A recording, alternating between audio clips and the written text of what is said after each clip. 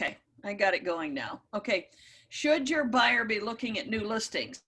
So we're going to go over each of these questions. Is the buyer willing to pay over list price? These are all key. If the answer is no to any one of these, you need to be very cautious about even taking them on as a buyer, purely from a professional from a business decision. Right here, one of the questions I often ask buyers in a buyer's meeting is, how long did it take you to buy a car? I mean, if you've got that buyer who has to read 3 months worth of consumer reports and go back 5 times and then think about it for a week and visit again, that's not likely a buyer who's going to be able to make a decision in this market. I had a buyer consultation with one young man, and I asked him that question. I said, when you buy a car, Brad, how long does it take you? He goes, oh, last time it took me 3 weeks. And he goes, and I read everything I can find online. I check the Carfax. One car dealership told me not to come back again unless I was ready to buy. And so I said, okay, stop right there. I said, so let me ask you, it sounds like a dumb question, but if you found the perfect home today, could you buy today? And he sat back in his chair and he goes, there's no way.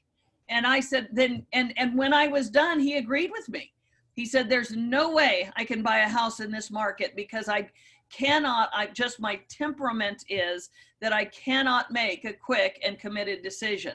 So that's a very fair question to ask your buyer, because they are very likely going to be making a decision worth hundreds of thousands of dollars in one day, and possibly being able to sleep on it. You guys have been through that, you know it. Number 2, are you ready to compete in a bidding war? Look at this visual. We all went through this 6 months ago, okay? Look at that as a house with 15 people wanting it. I still roll my eyes at buyer's agents who give me feedback saying, well, they like the house, but they don't want to get in a bidding war. And I want to pick up the phone and call them and say, then why are you working with these buyers, A? Or number 2, why are you showing homes on day 1? If they don't want to get in a bidding war, they cannot buy in this market. That's the bottom line. So number 2 question is, are you ready to compete in the bidding war? Number 3, are you prepared to overlook maintenance and repair issues? Are you realistic about a condition of the home that you're going to buy? Now, here's what buyers will always tell you. Oh yeah, we don't mind a little paint and carpet. That's not what we're talking about. We're talking about the things you find in every home.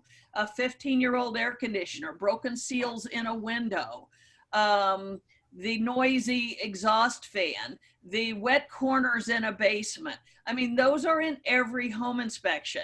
Your buyer needs to hear in realistic terms what it means when they're saying that they will waive home inspection remedy, because as you know, they're going to have to do that to get a house.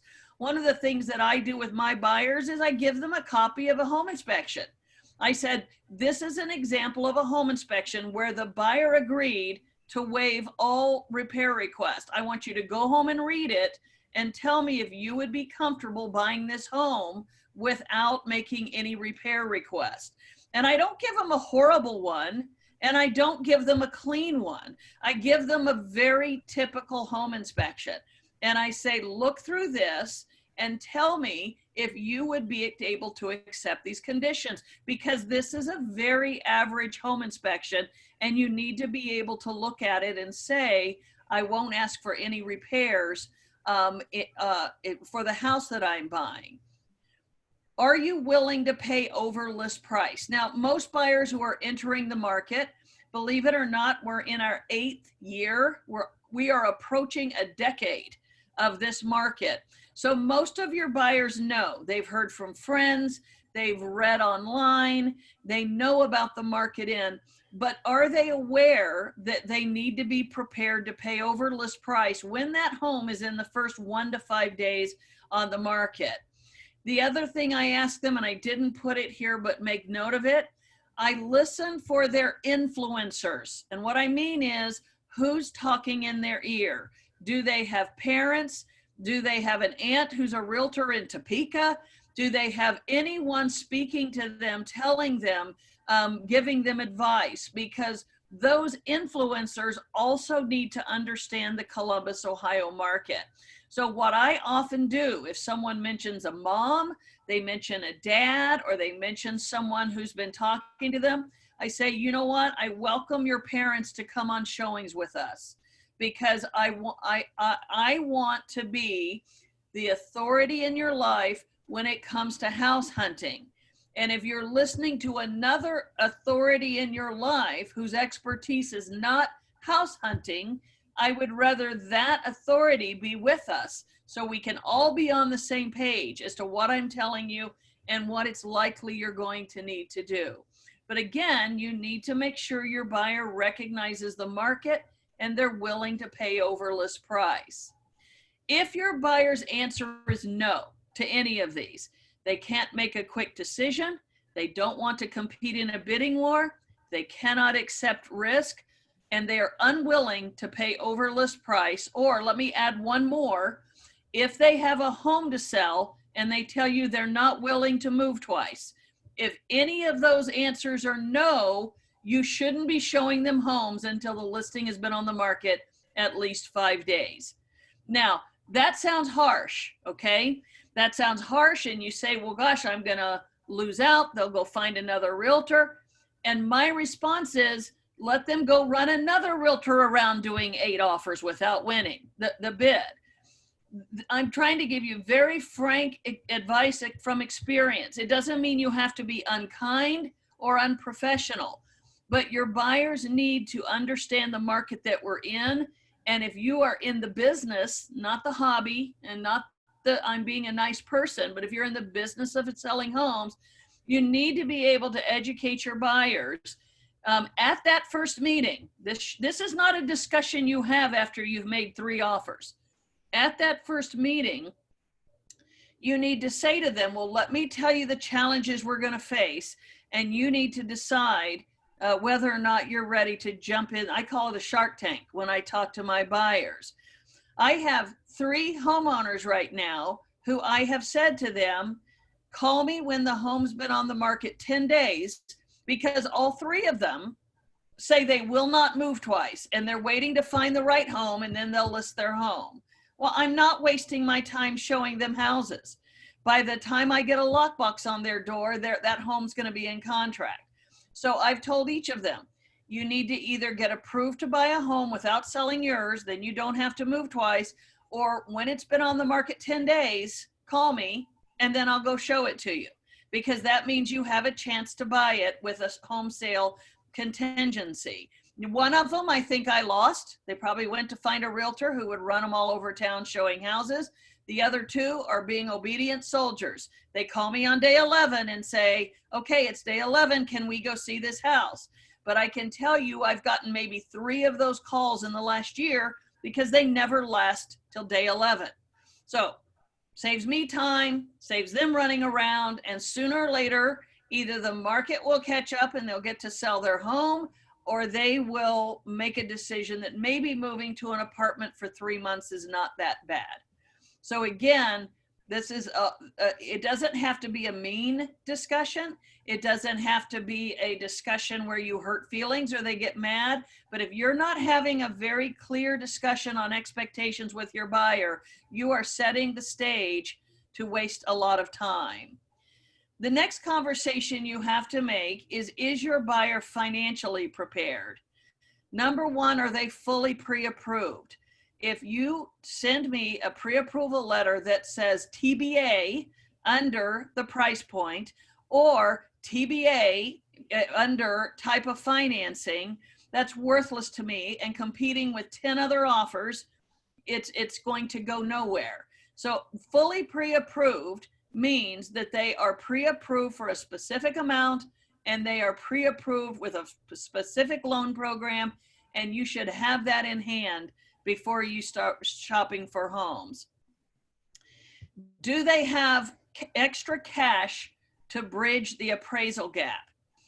Again, I'm going to say something that sounds really harsh and really hard, but my team has sold 80 some odd listings this year, 80.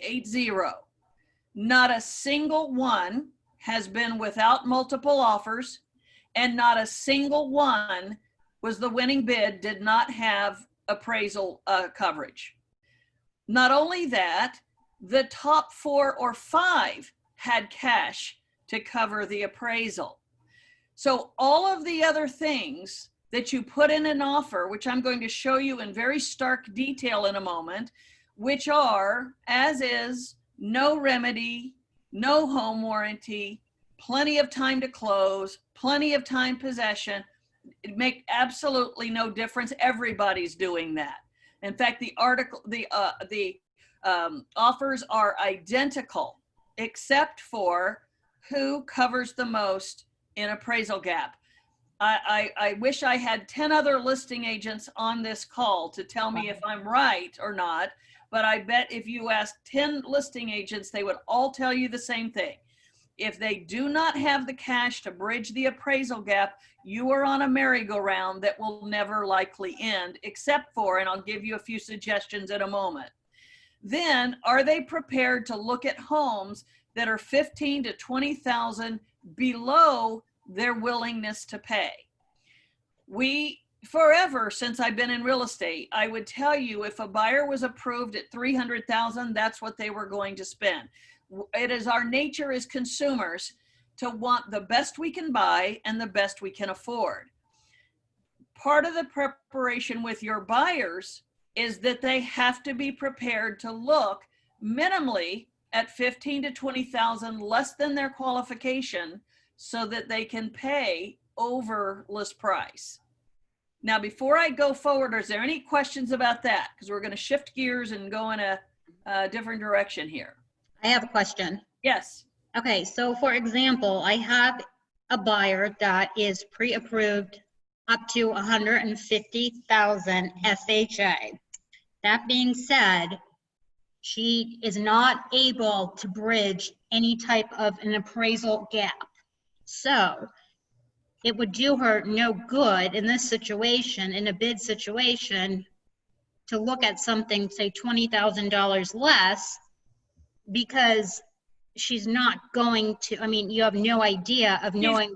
She's gonna lose anyway, either way is what you're saying. Yeah, correct? because, yeah. Right, the seller's not gonna take an offer from an FHA buyer unless they have proof they can bridge the gap, and you Correct. Have no idea of knowing what the appraisal is gonna come in at. Correct, okay, very good question. And that is the type of buyer that, in my opinion, you are being a very nice person and doing them a favor, but they will never be able to buy a home in this market unless the home has been on the market 10 days or more, unless it's been passed over by everyone else. Now, let me say this again. If they don't have money to bridge the appraisal gap, they have very little chance of getting a home. I would almost say zero, but since miracles happen, they might. But very little chance. So now I'm going to tell you, give you an even harder conversation to have with your buyers, but it is business. Again, unless you're doing it for your mother or someone that you're obligated to, it's business. They have got to find money. Find money.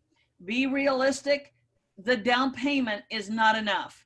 You're going to have these buyer meetings with buyers who are so thrilled because they have dug deep in their pockets and they saved and they've gotten money from mom and dad and they have exactly their down payment.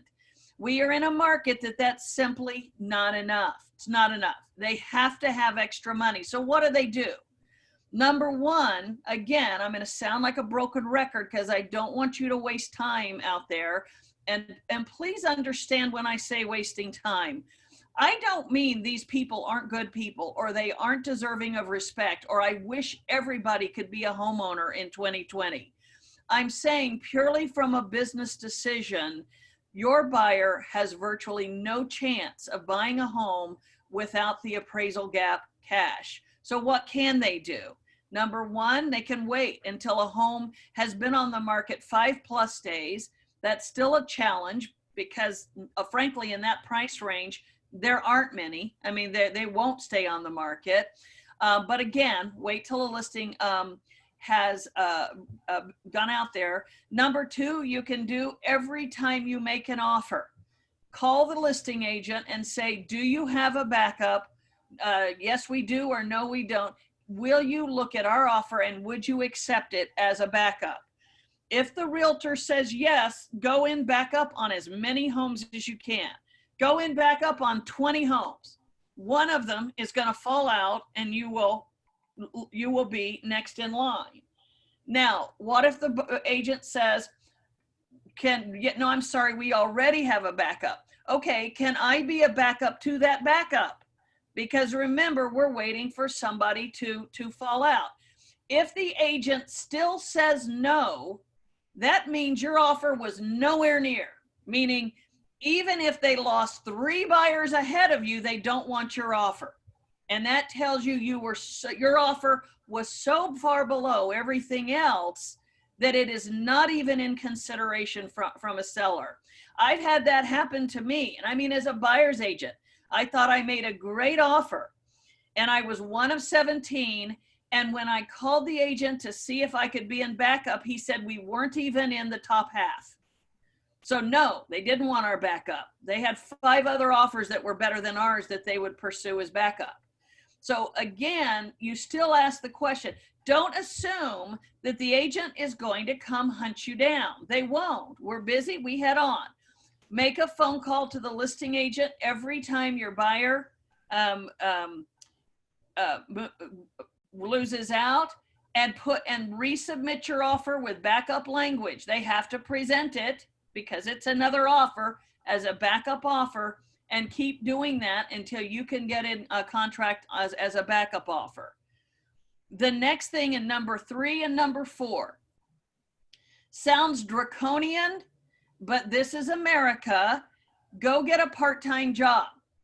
I recently represented my son and a friend of his. They are 21, my son's 26, his friend is 25. They came to me and they said, we want to buy a house. We both saved money. It's going to be our first home, a part of an investment strategy that they have, which as a mother, I think is doomed for failure. But anyway, they're smart young men. They can figure it out. But anyway, they wanted to buy a house. And this is my own son. I said, you guys go away, come back with $2,500 each for appraisal gap coverage, or I can't work with you. I can't help you. My son said, but you're a really good realtor. I can't help you. You don't have that money. So my son does private hitting lessons on the side. He went back, took private hitting lessons. Instead of going to the bars on Friday night, he saved his money. His friend had a truck, went and sold his truck. They came back. One of them had saved $1,800. The other had saved $2,200, close enough. They had cash. So now we could go into an offer and they were looking at under 200 anywhere, but under 200, which is very competitive. And they ended up being able to do, I think it was 4,100 in appraisal gap coverage. Now, these were 2 young men who told me they had no extra money, and in 6 weeks, they came up with $4,100. So that is a fair conversation to have with your buyer, to say, can you work a part-time job? Can you pick up extra hours? If it is the difference between you getting a house and not getting a house, can you come up with $2,500 in the next 2 months? If you can do that, go do that. Because I'm telling you, even $2,500 is enough to give them a great an edge in making an offer. So, yeah, what's that? Sorry. I said sorry. Finish your thought. Then I had a question. Okay. No, I'm just saying many of us think that we're hurting their feelings, or it's offensive, or I shouldn't tell them. I'm saying if you are in the business to help your buyer buy a home, the best thing you can do for them is to speak frankly and realistically to them and tell them exactly what I said. If you don't have extra cash to bridge an appraisal gap, you really have no chance of getting a home in this price point. So what can you do to make an extra $3,000 in the next 2 to 3 months? And if they say there's nothing we can do, then it's a business decision on your end. Do you want to keep showing them homes? Because the chances of them getting a home are very slim. And yes, what was the question? My question is, are you talking about like in addition to whatever might be saved for closing cost? Correct. Or are you seeing, because I'm guessing there's no way any seller in this market is going to be paying points or paying closing cost. Well, they will if you add it to the price. But it's still going to come. I mean, I will tell you this, in the many multiple offer situations we've been in on the listing end, we've been willing to pay closing costs if it was added to the price. But ultimately, it still comes down to, can they bridge the appraisal gap? Can they, the dollar figure you offer to me makes no difference whatsoever. Let me give you an example. If you give me an offer, if I have a $175,000 home, and you offer 190, if you didn't bridge the appraisal gap, to me, it's not a 190 offer, it's a whatever it appraises for offer. And if I priced it at 175, that's what I think it'll appraise for. And so I go back to my seller and say, they've offered 190, but I can only, as your listing agent, guarantee you 175. So again, you can throw any number you want out there. But if you are competing with anybody, any realtor, anywhere who's offered any level of appraisal gap, your buyer's going to lose. And what a lot of you don't see, and I'm going to show it to you right now, is this. This is, and I'll show you a big screen of it here. When we are in a multiple offer situation on listings, which is every time, Shirley puts together for me a spreadsheet. Now, this is a portion of a spreadsheet that was on a recent listing. Look at that, offer number 23. That means we had at least 23 offers. And what Shirley tries to do is lay out in stark Excel format. We don't have any buyers' names on there. We have the realtor's last name. We have the brokerage, and then we have the terms that matter to the seller, which I'll get to in a moment. But let me tell you what we see from our end. If a home is priced $200,000 or under, it is selling for $10,000 to $20,000 over. This is just generally. And we are seeing a minimum of a $5,000 appraisal gap, and we are seeing a waiver of home inspections. Let me skip on, and I'm going to show you. If the home is priced $300,000 or more, we are regularly seeing the offer 20 to 40K over list. We are seeing a minimum of 10,000 appraisal coverage generally, and a waiver of home inspection. Let me show you a full screen of this so you can see what I'm talking about. And this is only 4 of 23 offers, okay? Look how much they're alike. Virtually every one of them, this home was $189,900 was the price of this home. So we're already seeing 30,000 over list price. Is my math right? No, 20,000, 25,000 over list price. Nobody asked for attorney approval. Everybody had a pre-approval. Every lender was a strong lender. Conventional and FHA were both, and by the way, FHA is not the death knell, neither is VA. There's not the death knell. As you can see, out of 23 offers, these were the top 4, or at least 23. I don't know how many we got. These were the top 4. So 2 of them were FHA offers. I'm going to skip the appraisal in a minute, but then how many days till approval? Look at fixtures. Nobody's different. Everything in the MLS. Now look at the terms. Your buyer thinks that they're making a huge concession by asking for no repairs. Nobody asks for repairs anymore. I could show you the top 10 offers and nobody's asking for repairs. Shortening the inspection period, nobody's doing it. Remedy period, there is no remedy period. Home warranty, they're all asking for home warranty, and that's because we make them on our end. We tell buyer's agents, don't cut it from your offer. We've already put it on the house. It's a freebie. Take it. So they do. Deposit, that's your earnest deposit. Again, collected 3 days after in contract. Everybody's the same. closing the same, walkthrough the same, possession the same. Again, there is nothing competitive in the top 4 offers except right here. Now this is the top 4 offers. Everybody did a minimum of $5,000 over appraisal. And I don't remember who was the winning bid on this.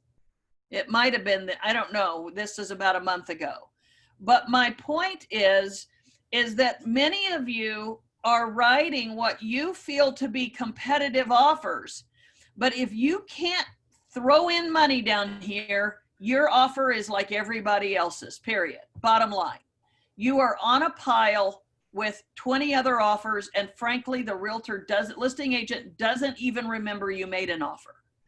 So you and your buyer are sitting at home on pins and needles, hoping this time you get picked, and the listing agent is sitting in our office at Keller Williams with only 4 offers in front of them. The other 16 plus offers are in a pile somewhere, which we make them aware of. What I do is I take the first page of every offer and I have my sellers get writer's cramp, signing the signature of the first page of every offer so I can show proof of presentation that the seller was aware your offer existed. That's all you get.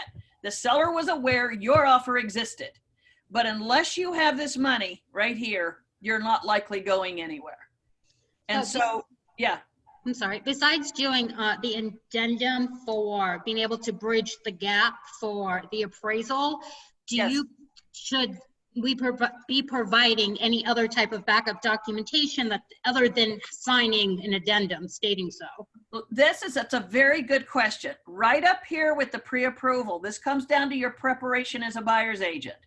Remember, you've had a meeting with your buyer. You know they're ready. They've got $5,000 extra. I go back to their lender and say, this is Kathy Chiero. We have a shared client. It's Joe and Mary Smith. They want to buy and they tell me they're qualified for X amount of money and they've saved an extra $5,000. Have you verified those funds? And many times they say, yes, we have. And I say, could you put that in writing in the pre-approval letter? That's one bit of ammunition you have with a good lender. Is you go to the lender and you say, look, would you do me a favor? Would you make this pre-approval letter a little stronger? Would you tell me that they have 820 credit scores? Would you tell me that they have looked at the job history? This is especially true with FHA because many agents come to me and say, what's wrong with FHA? Why shouldn't I consider FHA or VA? And I will tell them that generally FHA and VA buyers are looked on as less strong buyers. They're looked on as weaker buyers. Well, change that. Go to the lender and say, look, would you please put in writing that my FHA buyer has $5,000 down or 5% down, has been in their job for 10 years, that they have 820 credit scores and they're good as gold. I'm telling you as a listing agent, if I get that letter from a strong lender, you're right up there with the conventional mortgages. In fact, now that 3% down conventional is so popular, many lenders are going to that because they think FHA and VA are a curse. So many times the 3% down conventional is not as strong as an FHA, but I don't know that. If you don't get your lender to put that in writing, and if they've offered appraisal gap coverage, if you have them put, I have verified they have an additional $5,000 in appraisal gap coverage. And here's the thing I tell you not to do. Don't have that agent call me. I don't have any clue who he is. Usually at the time I'm getting those phone calls, I know that I have 20 offers out there, but I haven't looked at them. I don't know who he is. I don't know who your client is. And I politely say, yep, okay, thank you very much, goodbye. I have no idea who they are. So have them put it in writing. Make that your pre-approval letter when you do that, so that if that's the best you can do, at least your pre-approval letter puts you in the running with other offers. Another thing I'll throw in here, if at all possible, make your lender be a strong local lender. I tell you what, any listing agent will tell you, we get nervous and raise our eyebrows at a lender's letter that comes from another city. So you've got clients moving here from Chicago, they want to use a Chicago lender. could be a great lender. I don't know. All I know is that if, as you as a buyer's agent, they don't owe you anything. So if they screw up, they don't owe you anything. What holds a lot of local lenders in line? They want your business again. So they're going to be good, solid lenders. They're going to answer the phone when you call. They're going to go down the hall to their underwriter when there's an issue. So if at all possible, get your buyers to a strong local lender. That helps as well.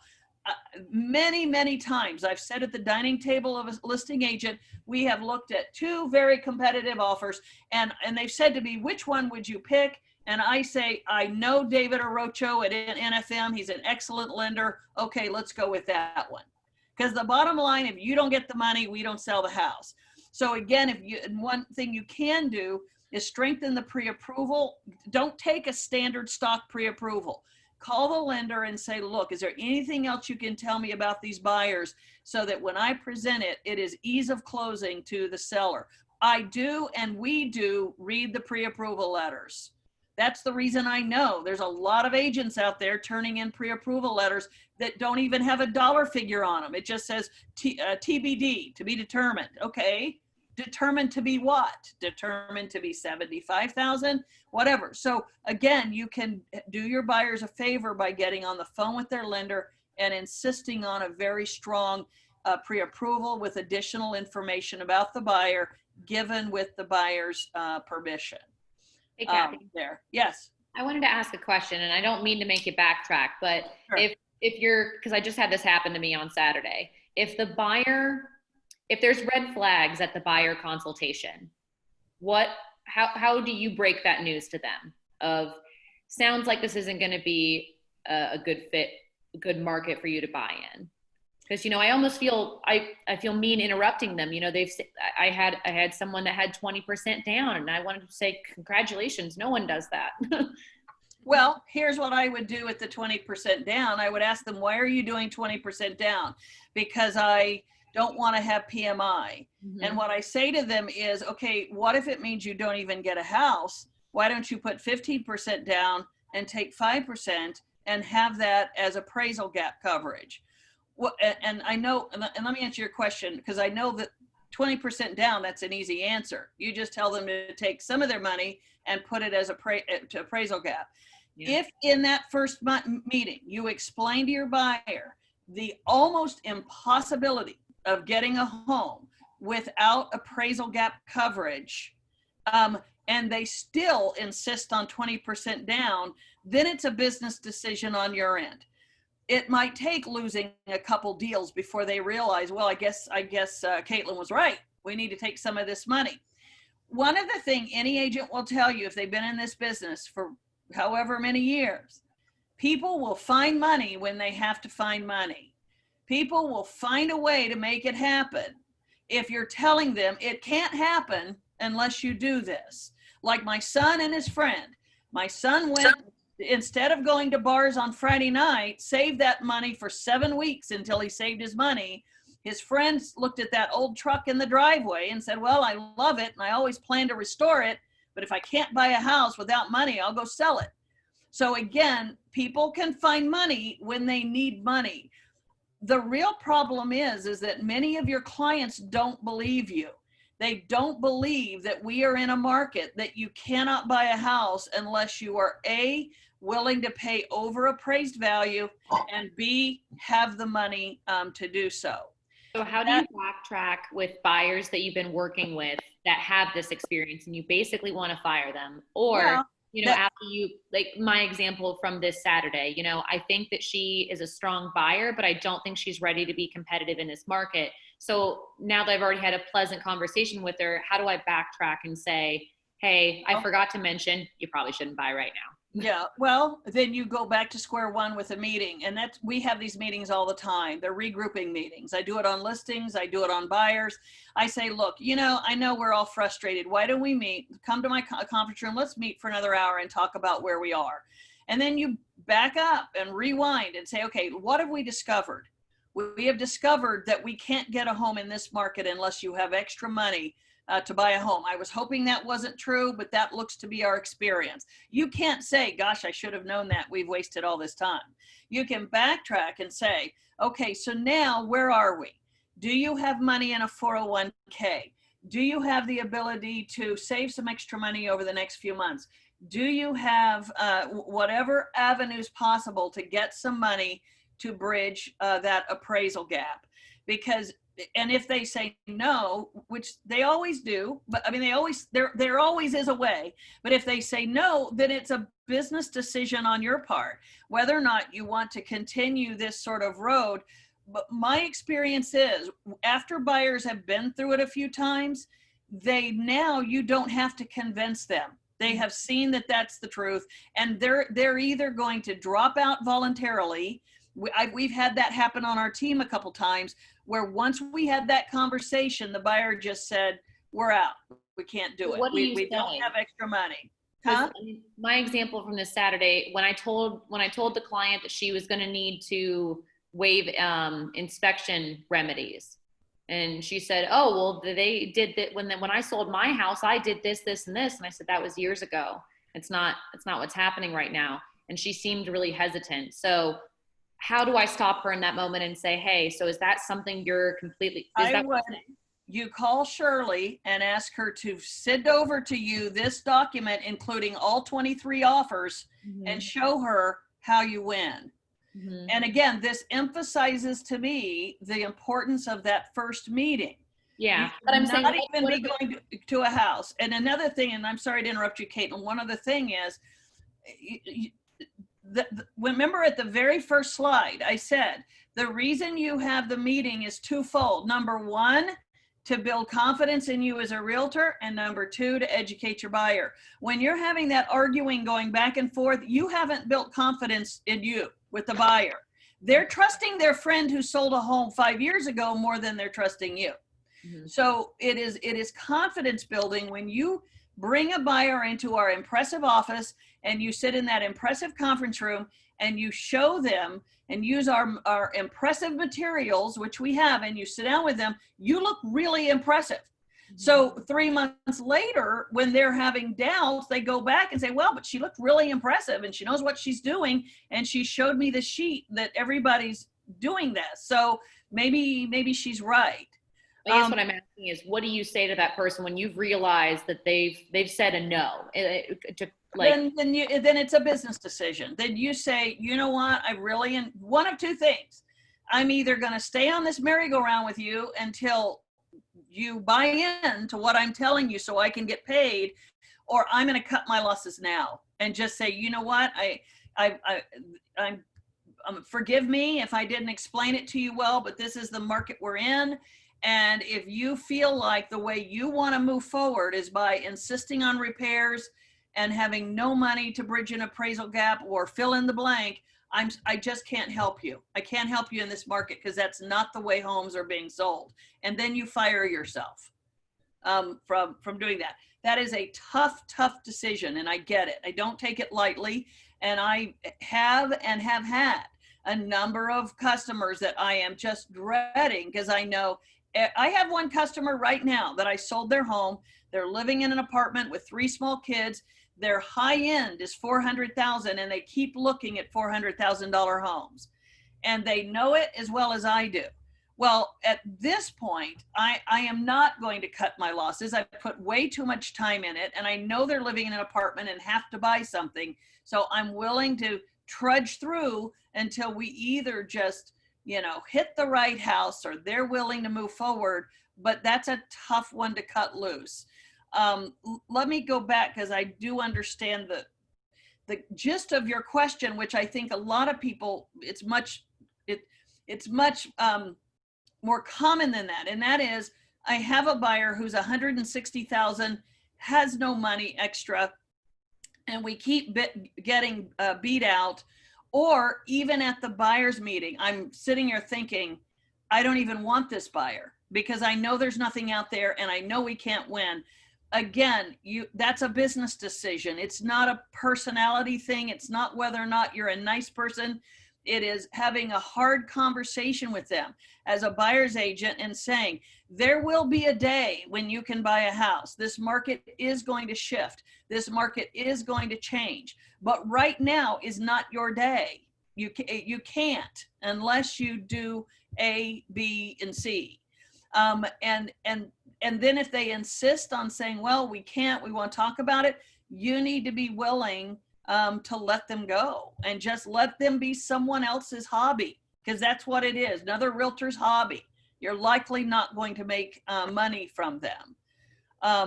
I can tell you right now, one of the impetuses for this class is Shirley, who is in our back office going over all these offers.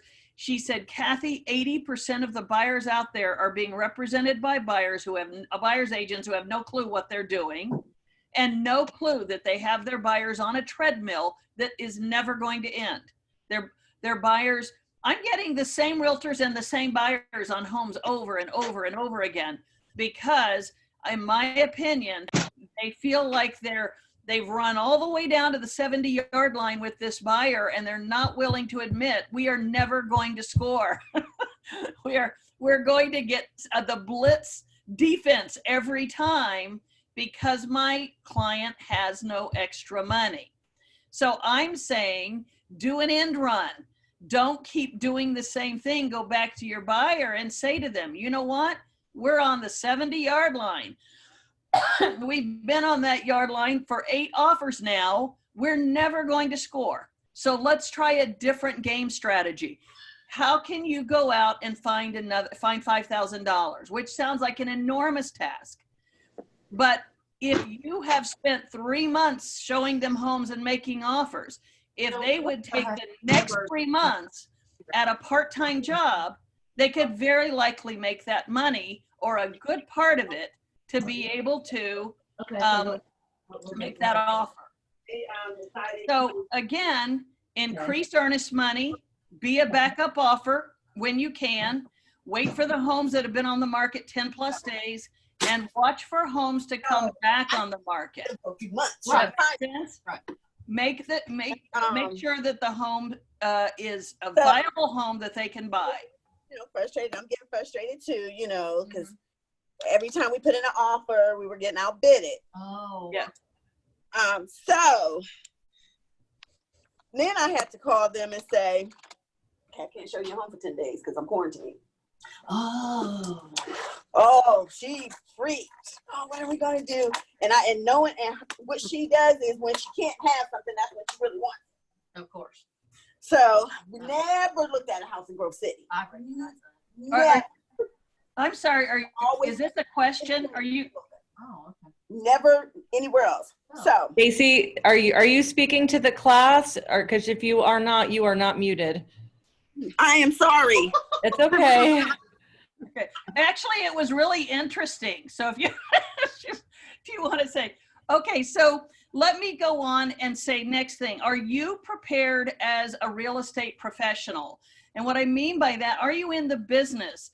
Are you signaling inexperience in your offers? Now, this is a touchy subject, but let me tell you, remember I showed you that slide where all the offers are identical. So then what are we going to do? We're going to be sitting in front of our clients, having to advise them on very competitive offers. But what do we fall back on? We would rather work with another professional who we know. So first thing you need to ask yourself is, am I working with clients who will not be able to buy a home without changing attitudes or financials? That's a hard one right now. Let me tell you one thing you must educate your clients on if you're going to succeed in this market. You've got to educate your clients on what is an appraisal, and is it one of two things? Is it in concrete, and did it come from God? If the answer is no, then they have to be convinced and educated that an appraisal is simply one person's opinion of value. On that day, they went out to look at a house, and on the day of closing, it will go in a shredder because it has no more value. If you are working with a client who swears by appraisals, who thinks they're in concrete or they came from God, then again, that is another buyer you need to weed out, because you are going to fail every time. I had a young buyer once who got that. His dad did not. His dad kept arguing with him every time we came up, saying, well, you need to offer this, but you're going to have to be willing to pay over appraised value. I actually met with the dad. I said, look, let me explain to you how this works. And after we were done, he wasn't happy about it, but he went back and said, well, yep, I guess you're right. You're going to have to do that to get an offer in this house. So again, are you working with clients who will not be able to buy a home without changing attitudes or financials? Are you afraid that if you're honest with your clients, they will go to another realtor? And I'm going to be very careful here, because a lot of this comes down to your ability. A, have you earned the right to represent them by having a meeting and building confidence, and they have confidence in you? So number one, do they trust you? Do they believe you? Are you the expert in this area? Or are they Googling and getting their answers and talking to friends and arguing with you? So if you are afraid that, gosh, if I go back and be honest with them and just tell them that they are not in a position to buy a home in this market, I either feel stupid, or I feel like I should have known, or I feel like they'll fire me. That goes back to the meeting I just suggested to Caitlin, where you go back and you regroup. All of us who have listed homes, we do this all the times with our homeowners. I just did it this morning with one of my listings. I said, you know what? I screwed up. I think we priced it too high. Let's regroup and look at the price again and come down on it. So again, we do it all the time. I see several agents on here who are strong listing agents. We do it all the time with listings. Now you have to look at it with buyers and say, you know what? Remember I told you this was a competitive market? Well, now you're seeing it's competitive. Let's meet again in my office and let's re-strategize. I know you're frustrated. I don't want to keep you running out looking at homes that you're not going to get. Let's talk how we can work around these. And then sit down with them, and you can always do it in a manner that is giving them the benefit of saying, I'm doing this for you. I'm not doing this. You don't go and say, I'm wasting a lot of time and I don't want to do this anymore, but I'm doing this for you. I'm giving you the benefit and saying, let's talk about how we can get a house, because that's our goal, is to get a house. And then begin breaking down the barriers you've seen. What are the barriers you've seen? Well, every time we go to a house, there's 10 other people there. Okay, I know that's frustrating, but that's the nature of this market. Can we overcome that? Well, yeah, I guess we can. We understand that. Okay, next, what's our next one? Well, everybody is willing to waive the home inspection. Well, I'm not willing to do that. Okay, well, we've seen that every offer is requiring that. Are you not able to move forward? Then you intelligently explain to them what that means, that they still have the right to termination and they still have to be realistic. Here's a copy of a home inspection so you get an idea of what you're going to be looking at. Now, after failing 3 times, do you think you could overcome that? Well, yeah, I guess I can with that. And you just begin breaking down the barriers. If you still have barriers after that meeting, which are they will not budge. They either will not go forward without a home inspection, they will not go forward without any appraisal gap coverage, then you have to have a ready script in your head that says, you know what, I really like you guys, and I really appreciate your giving me the opportunity to serve you, but I just don't feel like I can be successful in finding you a home if that is your hard and firm attitude. Is that what you're telling me? And then, as I said, you've got to be willing to fire yourself, because I'll tell you what, if you're not willing to do that, you're going to be wasting a lot of Saturday afternoons, a lot of evenings. It's going to be getting dark here soon, and you're going to be out at 9 o'clock at night with your phone trying to find the lockbox to get them in on a snowy curb and saying to them, once again, we've lost a house, and nobody wants that. So again, you have to be able to have that conversation and be willing to be fired if that's what it takes. Can I ask a quick question? Sure. So when the listing agent, when it says as is, that means that they're not going to, they're not going to remedy any repairs. But are you telling me that buyers, are waiving the actual, even the inspection, even if they put that they? I actually had one house this weekend where I had 2 buyers completely waive the inspection, and I was shocked. because I would never advise a buyer not to waive the inspection. Right. I mean, to waive the inspection. Let me go back and talk about what as is means. As is a useless term. It means nothing. All it is signaling to you as the buyer's agent that the seller does not intend to do any repairs on the home. It's not a contract. It's not legally binding. It's nothing. It just says, okay, they're telling us up front they don't want to do any repairs to the home. Let me tell you what happens when I get an offer that says, as is, buyer will ask for no repairs. Keep in mind that I'm looking at an offer that beat out 23 other offers, okay? Do you think I want to lose that offer in 3 weeks because something came up and they can't ask for repairs? No. So what I do is I actually write back into my counter offers permission for them to ask for repairs. I just limit it. I put in and I say, buyer acknowledges, how do I write it? I'm forgetting if I'm a listing or, as a listing agent, I say, buyer acknowledges the right to a home inspection and termination rights therein. Buyer waives the right to ask for any repairs unless the repair is covered by the home warranty in place on the home, or if the cost of the individual and specific repair exceeds $1,000. So what have I done? The buyer has painted themselves into a legal corner by saying their only option is to terminate the contract. And I'm looking at my homeowner and saying, this buyer came in over $30,000 over list price and waived the appraisal. Would you be willing to do $1,000 repair for them? And they say, absolutely, we would. Okay, let's give them the right to ask for that.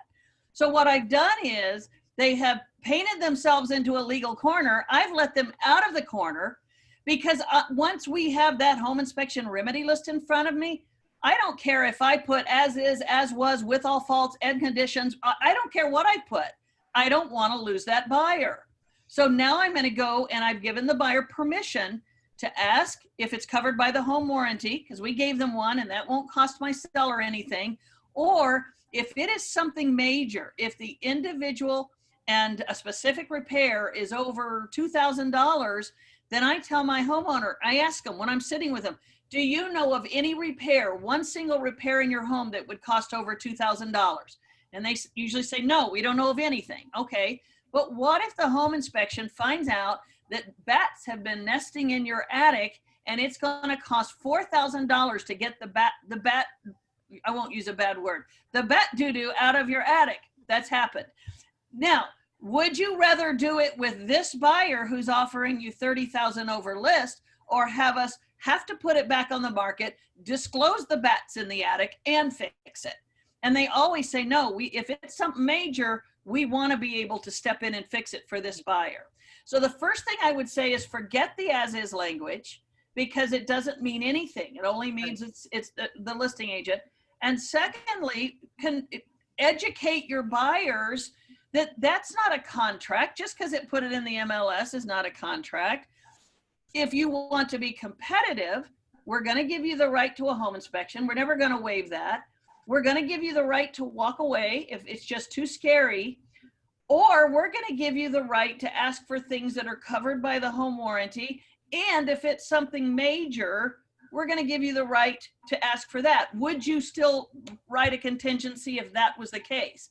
And they'll always say yes, because that's what they're afraid of. They're afraid of getting stuck with something major.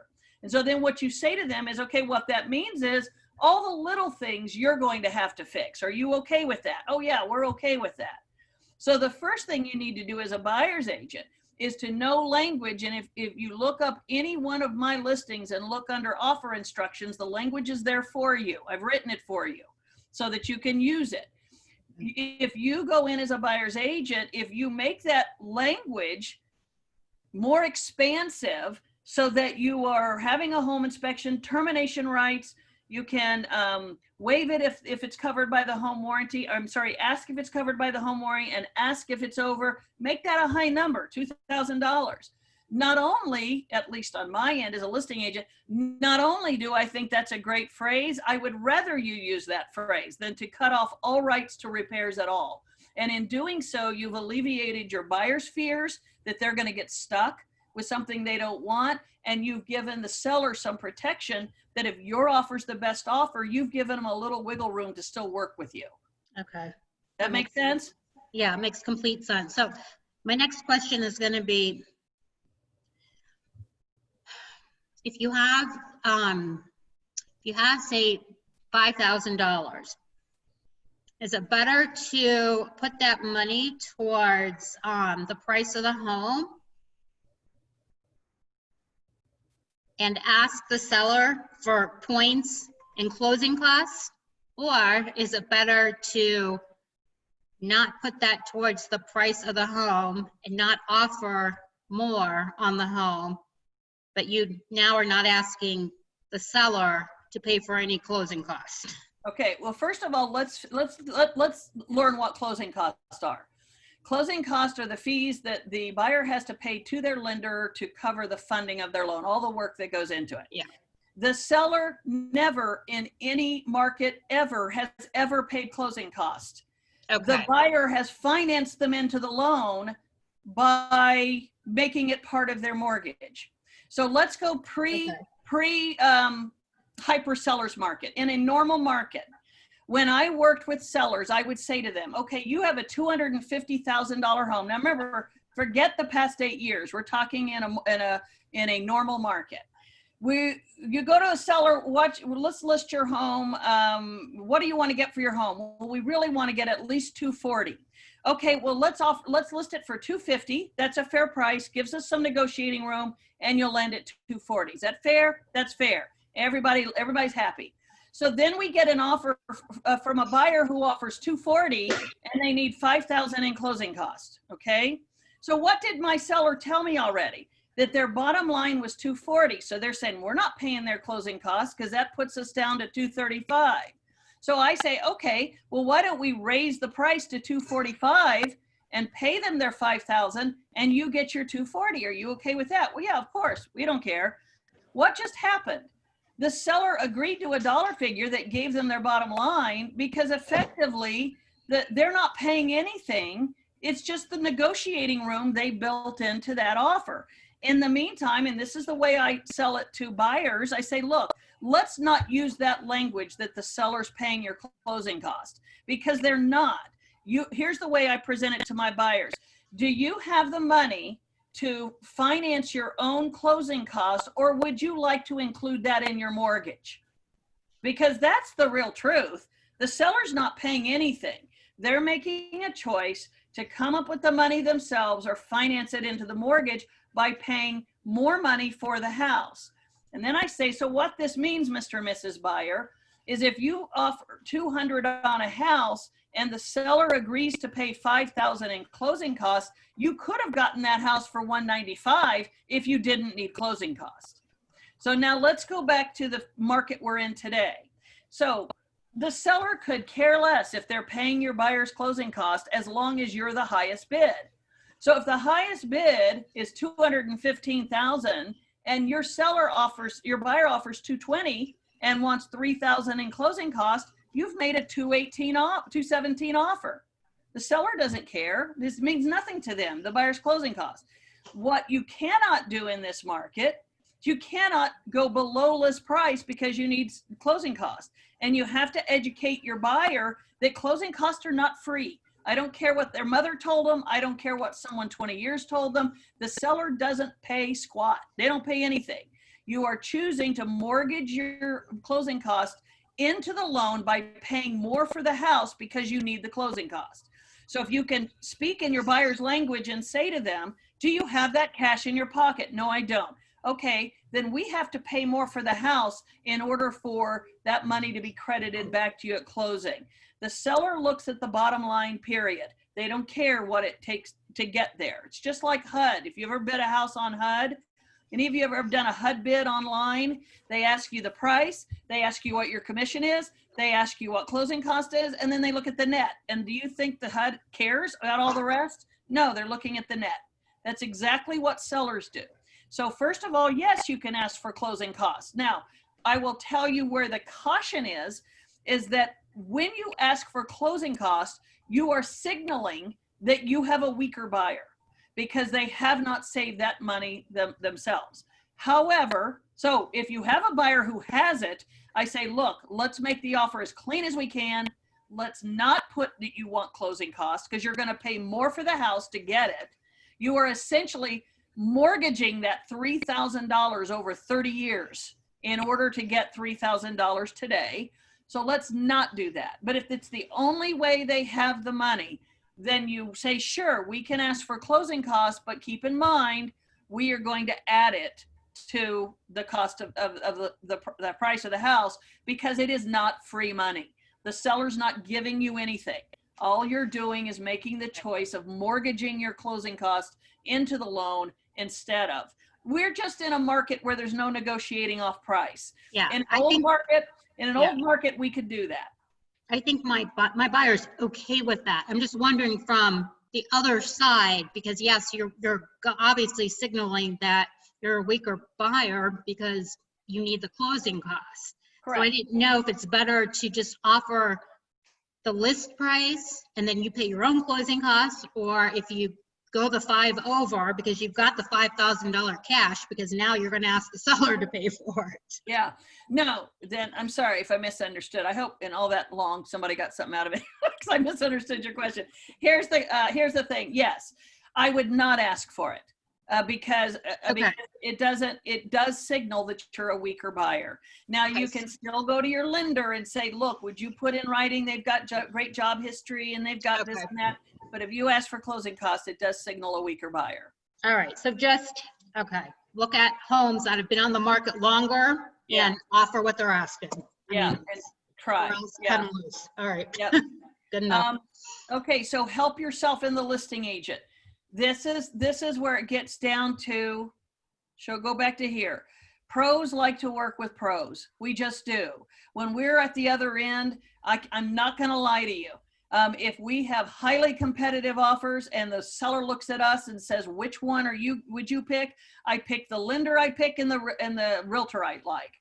I pick the lender I like and the realtor I like. And so this goes back to the truth that you are building your reputation every single day you're in the market. Every phone call you return, every text you respond to, every contract you write, everything you do is building a reputation in this market. And so when I'm sitting with literally a pile of offers, and I have a Paul George and I have someone from, one of these new brokerages that changes every day that I've never heard of and who filled out their contract half-ass, I'm going to go with Paul George. Then the seller, trust me, the seller says, which one is the better of the agents? Well, they're both very competitive offers, but this is a great lender. And I tell you what, Paul George is not out working with buyers who don't know what they're doing. Let's go with Paul George. And they'll listen. So how can you help yourself there? You help yourself and the listing agents. First of all, read the instructions in the MLS. Oh my God, shoot yourself in the head. You have to realize from your end, and I tell some of you agents who haven't listed a lot of houses, when I list a home in Columbus, Ohio, anywhere under 250,000, it immediately generates, I'm going to guess, but 70 to 80 interested parties. So what I've done as an agent is to go to great pains to answer every question you could possibly ask in my under documents in the MLS, so that I'm not getting 70 to 80, literally 70 to 80 calls all asking the same question. And I put in agent-to-agent remarks, please read, and I'm noticing a lot of agents do that now. Please read the offer instructions, please read this before calling listing agent. We put it again in the showing instructions, never fails. I will still get, thankfully, it cuts down a lot, but I will still get the agent who calls me while I'm on 270 and starts asking the very questions that I laboriously, meticulously, and accurately put in the MLS if they had just read it. Now, this is what I hear from buyer's agents, because I try to be polite. Sometimes I'm not. I'll interrupt them and I'll say, Mr. Buyer's agent, let me interrupt you. Have you read the offer instructions that are in the MLS under documents? And they'll go, oh, no, sorry, my client just called me. And so I get it. You're on your phone. Our MLS software, in my opinion, is not great on our phones. You have to dig and dig and dig to find what you're looking for. But the first thing I would tell you to do is to do yourself a professional favor, to start from the beginning by putting yourself ahead, by recognize that when you're showing a popular listing, the listing agent is getting dozens of calls asking the same thing. The second thing I would say is when you read the instructions, follow the instructions. If the instructions say leave the offer open until Tuesday, do that unless your buyer is willing to walk away. Here's the other thing that happens all the time. I get an agent who calls me up and says, this is open until 9 o'clock tonight. And I'll say to them, okay, did you read the offer instructions? We're not presenting offers until Saturday. Well, my seller said they want an offer at 9 tonight or else. Or else what? What you gonna walk away? All right, well, go. Sorry, we have 40 people looking at the house over the next 2 days. That does not work in this market. It just doesn't. Unless your offer is so freaking spectacular that it's cash, 50,000 over list, no home inspection, closing in 3 weeks, it is not going to be strong enough that I'm going to break my cardinal realtor rule. And that is, if I told you as colleagues and fellow agents that this home will be on the market until Sunday at 5, by golly and by God, it's going to be on the market till 5, because I'm not going to do that to you as a buyer's agent. So if you're calling me saying, answer tonight by 9 o'clock or else, your or else better be that your buyer is going to walk away. And number 2, that the offer is so amazing that my seller doesn't want to lose it. Because otherwise it's an empty threat. My seller doesn't care if your buyer walks away. They're staying in a hotel this weekend because of so many showings. So they really don't care. So don't try that unless you do have an incredibly good offer, and then try it. But again, I've not yet ever had it work, at least on my end. I've never yet had an offer so good that I've gone to the seller and they said, oh yeah, that's worth shutting everything down today. Not yet have we had that. So if your buyer's agent says to me, well, I don't want to wait till Sunday, can you tell them that we want it by 9 tonight? Don't call me and tell me you're doing this because the buyers told you to. That tells me you didn't educate them. Go back and say to them, well, you know what is your or else? Are you willing to walk away? Well, no, we're not going to walk away. Okay, then I have no leverage with that. So educate your buyer before you come to me. Because most of the time when buyer's agents say to me, well, I know I shouldn't do this, or I know that, you told me not to, I know, but I have to do what my buyer said to do. No, you don't. Not if it's stupid. You go back to them and say, look, this is not going to help your chances of getting a home. You hired me to help you get a home. So let me tell you the smarter way to do it. There's a challenge. You walk down the stairs, you skip a step with this thing you got to look at. My toes looking mad, but you can't see shit. All right, so I'm up. Okay, whoever that is, mute yourself. I'm good. God damn. Okay, I don't So know who that now is. you walk down the stairs, you skip a step with this. All right, whoever that is, turn it off. Okay, follow the instructions. Okay, this is a big one too.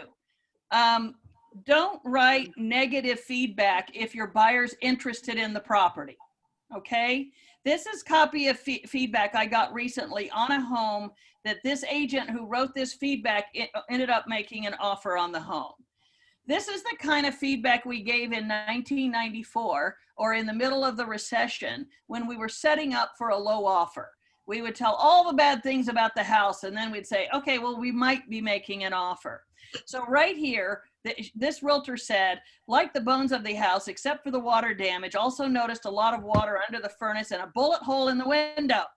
We'll write an offer since it's the client's first home. It's a perfect yard for the dog. Okay, you think you have a chance in hell of winning when you gave me that feedback? I mean, unless your offer is just exceptional, way above everybody else, you've already signaled to me that you're a problem, that your client is finding problems with a house that got 18 offers on it.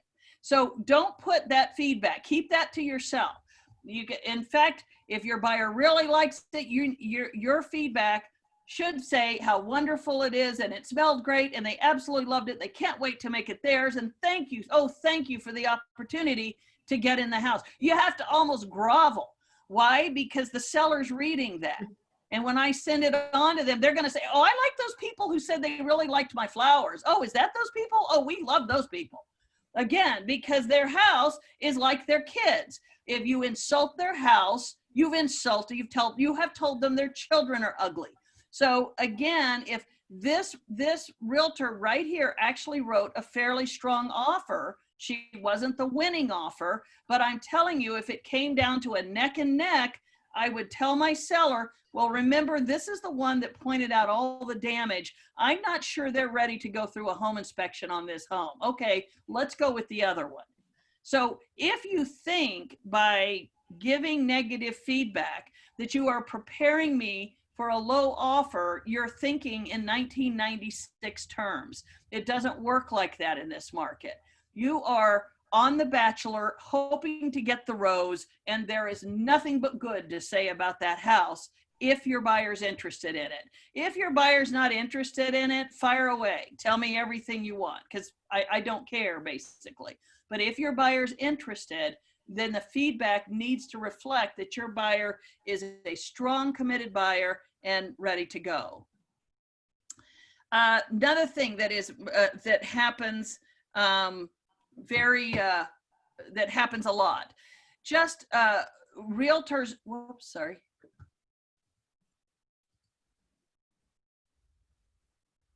Hold on a minute, let me bring you back.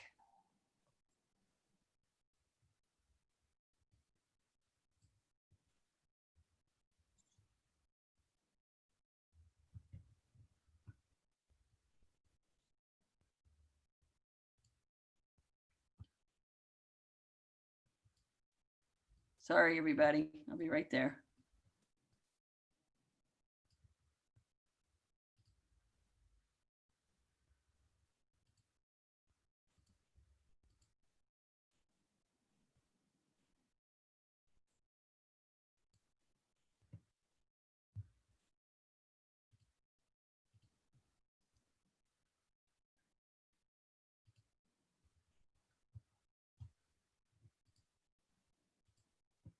Well,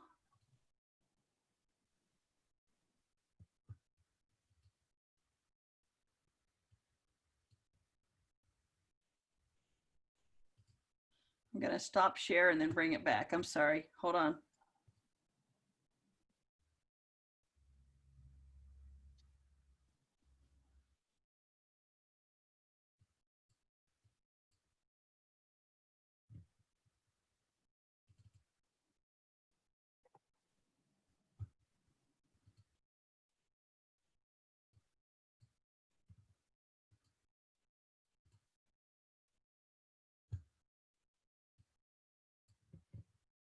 Thank you for your patience. I'll have you right back here.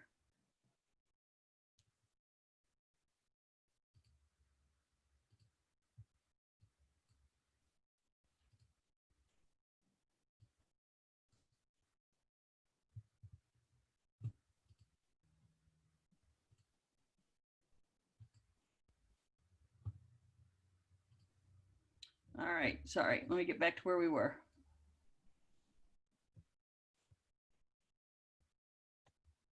Whoops, that's not it. Sorry.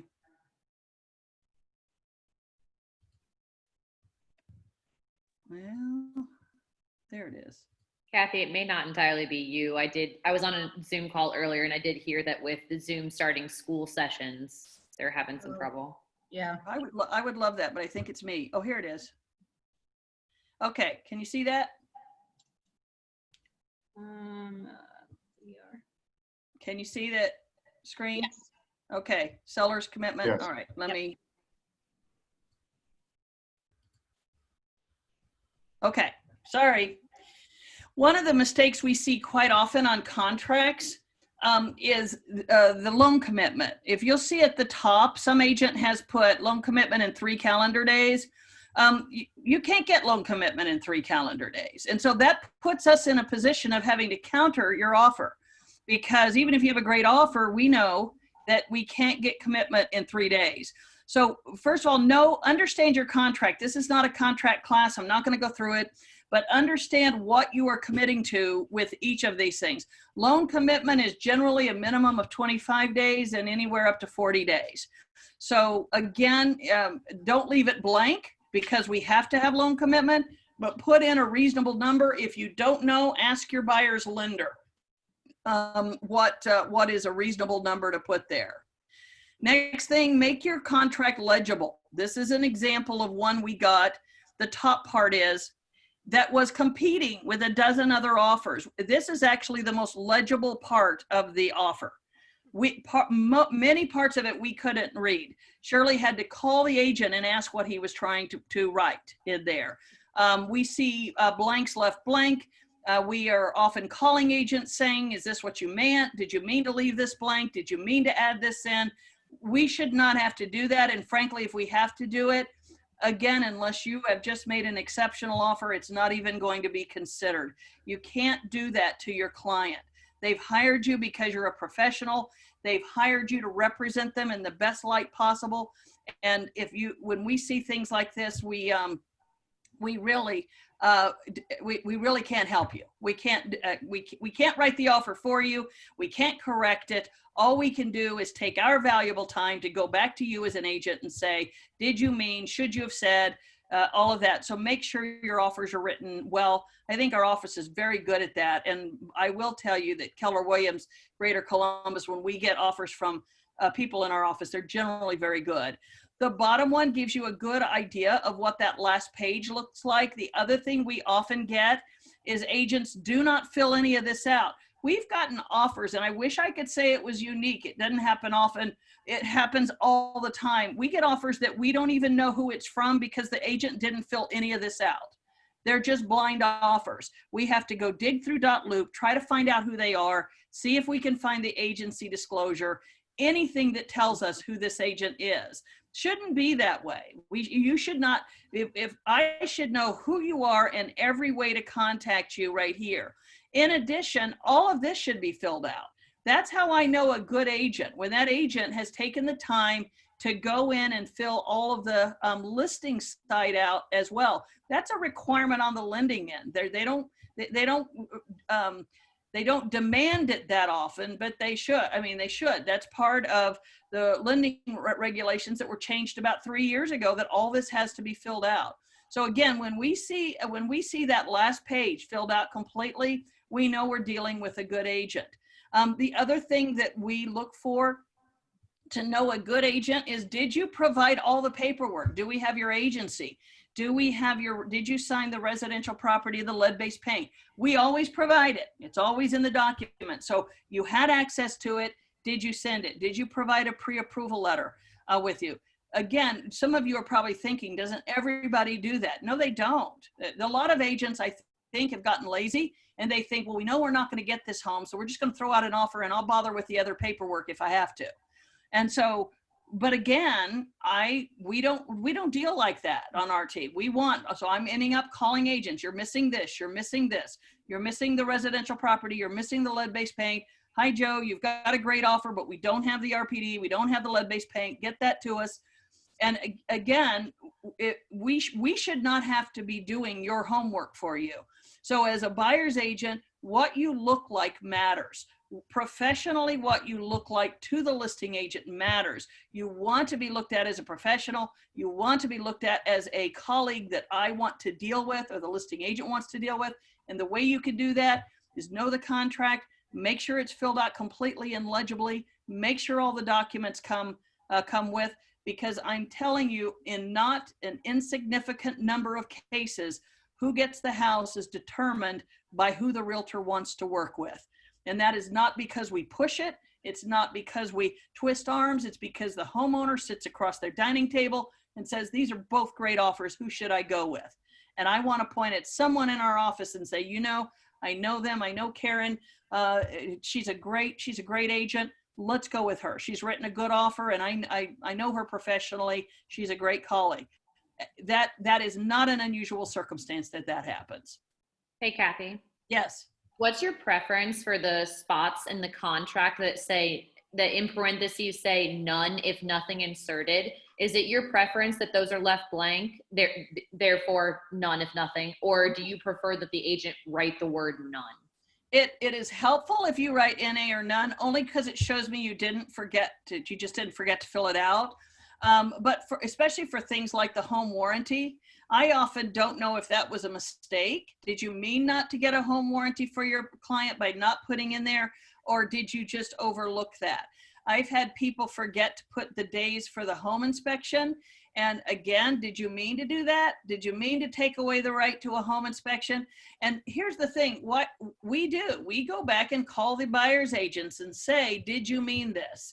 Or they'll give me 2 hours to respond. Did you mean to only give us to 2 hours, which means in 3 minutes it's a voided contract? Is that what you meant to do? So again, sometimes buyer's agents will say, oh no, I didn't mean to, I'm so sorry. I've had people ask me, well, why do you even ask? Isn't it not in your seller's benefit that there is a home warranty or is a home inspection? Well, no, it's in my seller's benefit that we have a smooth transaction and it closes. And if I'm working with an incomplete contract that the buyer's agent didn't mean to put what he put in there, then it is in my seller's best interest that we tackle that before we get into contract so that there's no misunderstanding. It's the same thing when buyer's agents don't write in the appliances. I'll say, does your client want the refrigerator? Does your client want the, you know, and they'll say, well, yeah, but it says all built-in appliances. Well, the stove and the refrigerator technically are not built in. You can pull those out. So does your client want them? Well, yeah, they do. Okay, well, I'm going to write that back in for you. Okay. So again, if I didn't make that phone call, that buyer would show up at their pre-close walkthrough and there'd be no refrigerator and no stove and everything would go to hell because that's not what they meant.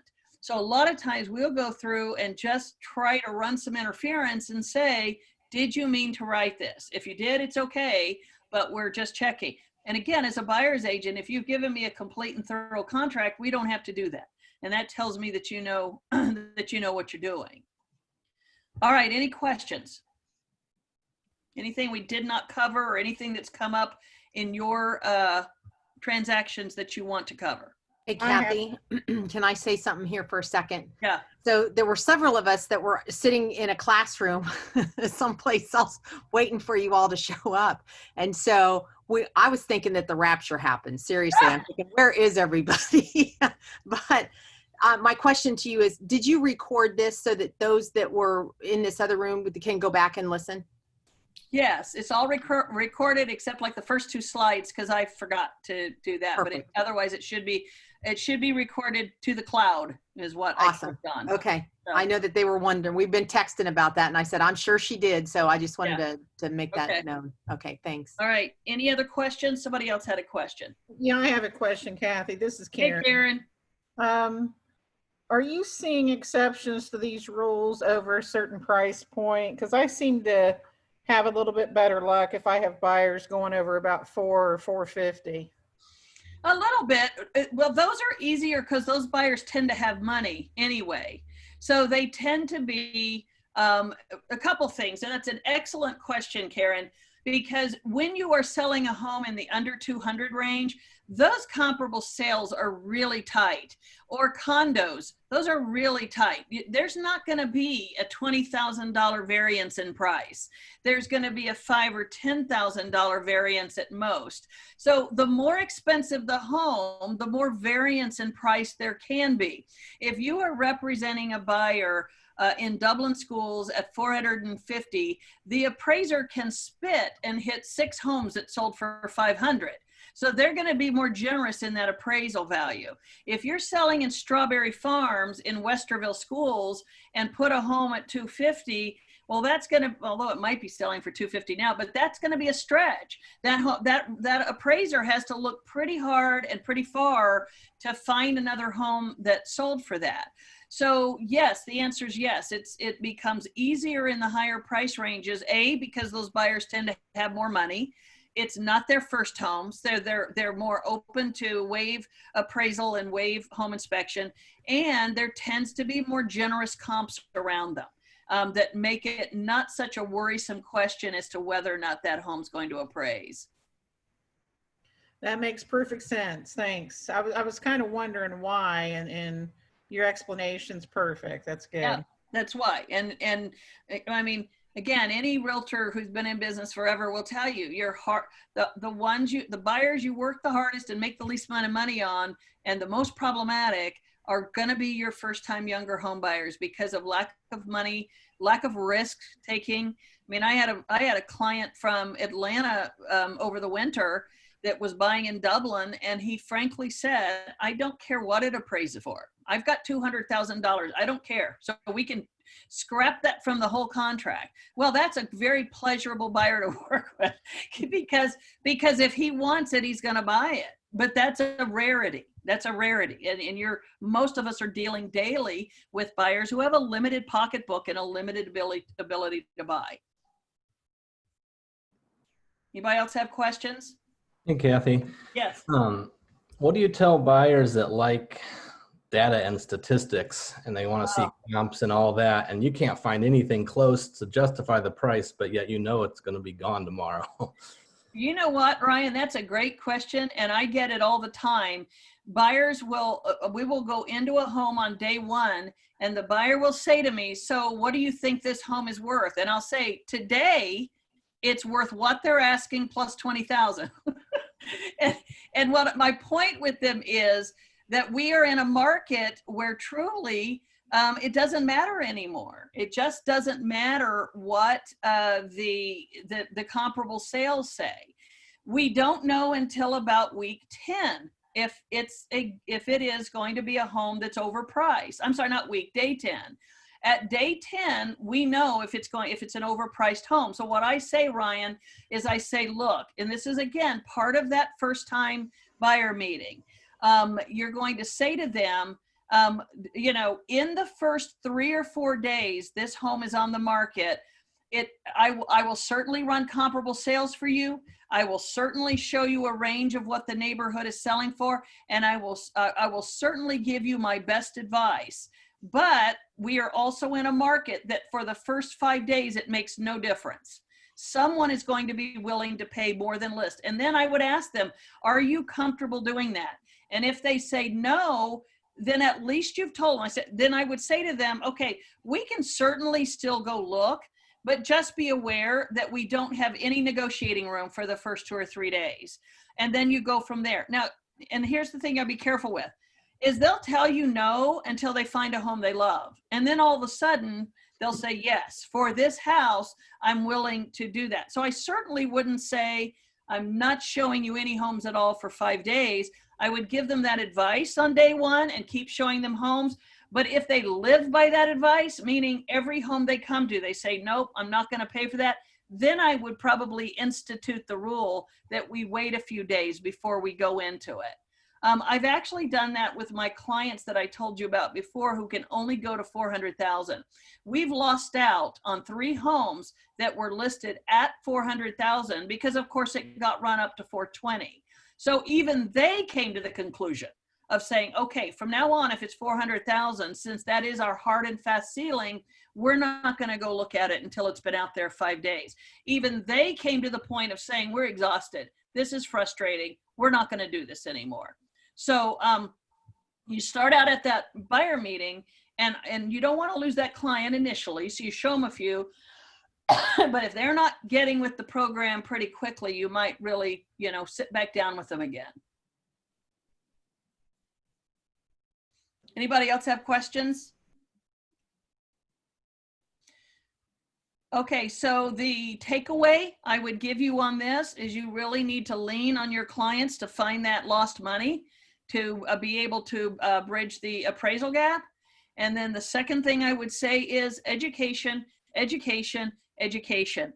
Your buyer should, hopefully before you go out with them, but even now, if you're already working with them, your buyer should fully understand the market, fully understand what the challenge is ahead of them as far as bidding over a list price, fully understand what it means to waive the home inspection, fully understand what an appraisal is and what it is not, and are their willingness to pay over appraised value. And the last thing they say they fully understand is that they're likely in a position that if the homeowner needs it, they're going to need to give the homeowner possession after closing. The possession after closing is illegal in most states in the United States. So if you're working with somebody who's coming from out of town, they think it's the craziest thing in the world that you let the seller stay in the home after closing. So there could be some education there and understanding the risk and the reward from letting the seller have the home of past closing. Let me give you one more thing. And I know this has been a long class, but I just thought of this. Another thing, some of you have younger buyers who are buying in that lower price range. Ask your buyers if they are willing to clean out a house. If it's full of junk and crap and stuff, would they, as part of their offer, be willing to do the sweat equity and clear it out? I've had 2 homes this year that sold because the buyer was willing to clean out the house. And it was in an estate and the homeowner wanted nothing to do with it. And let me tell you that cleaning out a house costs thousands of dollars unless the family does it themselves. So another thing you can do is you get in a house and maybe it says it's in an estate, excuse me, or you start looking and get the sense that this home has a lot of stuff and maybe they don't want to. Ask the listing agent, would it be of value if my buyer is willing to clean out the house? And many times, ask Tracy Keffer in our office. She wins a lot of times on her investment properties because she's willing to do the hauling to get the stuff out of there. So that's another thing that doesn't technically cost your buyers a whole lot. They're willing to do the work, but it might just be the thing that the domino that pushes it their way if they're willing to do that. Hey, Kathy, I have a question on the how you were talking earlier about conventional and 20% down versus 15. Yeah. So when you have your buyer's presentation meeting and you're explaining all that to them, sometimes they're pre-approved, sometimes not. So good time then to throw out there to them if they, at that point in the buyer's meeting, they don't have additional funds sitting to bridge appraisal, to tell them, good conversation to have with your lender. Check into, if you're going conventional, perhaps mention the 15-year as opposed to the 20 is good food for thought there. Well, yeah, but let's back and let's go back and talk about why a buyer wants to put it is use of funds. Why does your buyer want to put 20% down? Because mom and dad always told them they should do that, and it was smart and it saves PMI. Right. And but in this, it doesn't matter if you don't get the house. So the argument is, instead of concentrating on needing 20% down and protecting that 20%, why don't we put 15% down and free up the rest of the money to beat the appraisal gap? Because the way this market is, you're not going to have PMI in a year and a half anyway. Because in a year and a half, very likely this home is going to gain in value and you can refinance and get rid of your PMI. Also, PMI is based on, it's not a fixed number. It's based on how much money you're putting down. So the PMI, when you put 15% down, is not the same PMI as the full 20. It's a little bit, it's just a little bit. Does that make sense? Yeah. If you have 5% down, your PMI is going to be different than you have 15% down. Right. So what I'm saying, it's a matter of freeing up your cash. Cash is what's winning the bid. So if you've tied all your cash up trying to get a 20% down payment, your mom and dad are going to be proud that you don't have PMI, but you're going to have to say, well, I don't have a house either. So I don't have PMI, but I have no house. So mom and dad, I got a house, but unfortunately I had to take 5% to get the house. So now I'm going to work towards paying down that additional 5%. And in a year and a half, I'll have no PMI. And at 3.5% interest, there's no reason not to do that. You can, it's not going to make a huge difference in your mortgage payment to save that 5%. And it'll make all the difference in the world in your client's ability to get the home. Okay. That's the easy problem to solve, because they have the money. You've just got to help them redistribute it. Sure. A harder question is your clients who have no money to do that. Exactly. Okay, thank you. Anybody else before we hop off? All right, thank you, everybody. This has been a long class, and I apologize for the glitch in there in the middle. It is recorded somewhere if you guys need it. And if you have any questions, shoot me an email. Thank you. Kathy. All right, thank you. Bye-bye. Bye. Thank you.